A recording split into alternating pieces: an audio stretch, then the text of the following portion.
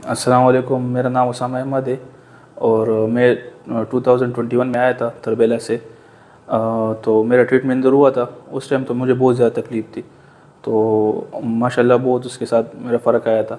लेकिन फिर मेरा जो डॉक्टर साहब ने मना किया था कि काम लैपटॉप कंप्यूटर पे ज़्यादा नहीं करना, लेकिन मैं फिर भी करता था। तो उसकी वजह से अभी मुझे तकलीफ़ फिर दोबारा स्टार्ट होना शुरू हो गया था।